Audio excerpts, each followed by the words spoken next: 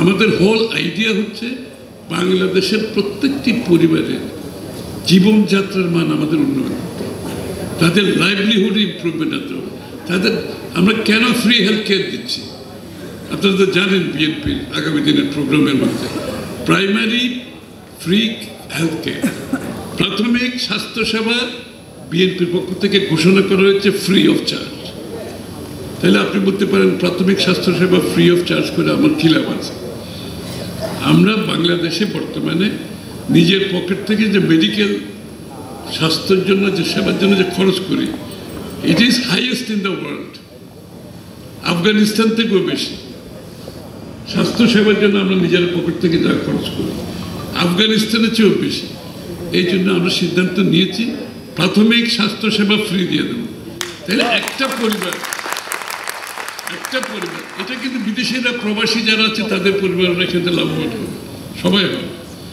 এবং একটা পরিবার যদি মাসে 5 থেকে 10,000 টাকা প্রাথমিক স্বাস্থ্যসেবার থেকে সেভ করতে পারে, 5 থেকে 10, অনেকে 15 হতে পারে, ডিপেন্ড করে, এই টাকাটা তো তার পকেটে থাকছে, তার জীবনযাত্রার মানটা কিন্তু উন্নয়ন হচ্ছে।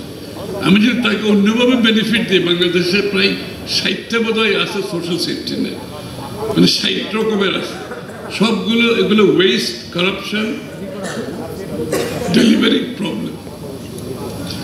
স্বাস্থ্যসেবা তো আপনি কাউকে ডেলিভারি করতে হচ্ছে না, প্রত্যেকে স্বাস্থ্যসেবা যাবে, তার ডাক্তার থাকবে, ফ্রি চিকিৎসা নেবে, ফ্রি ওষুধ নেবে, সব প্রাথমিক স্বাস্থ্যসেবার জন্য।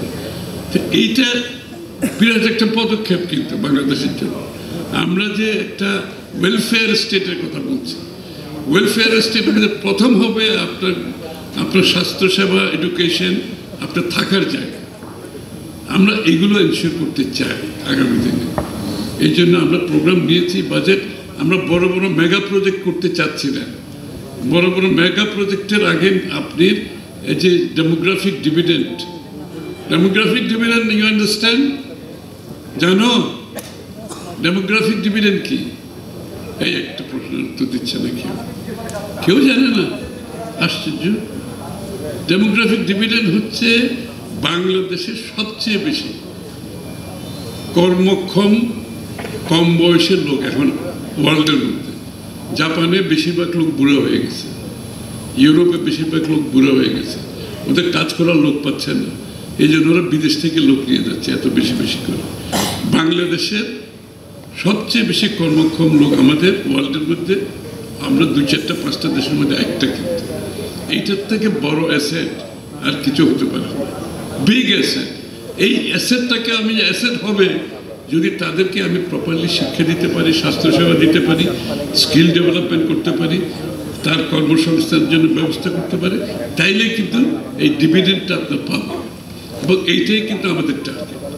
এই ডেমোগ্রাফিক ডিভিডেন্ডটা আমরা কীভাবে আমাদের যারা কর্মক্ষম লোক তাদেরকে পূর্ণাঙ্গভাবে ব্যবহার করি, স্কিল ডেভেলপমেন্টের মাধ্যমে, লেখাপড়ার মাধ্যমে। সবাই বিএমএ পিএইচডি করার তো দরকার নেই।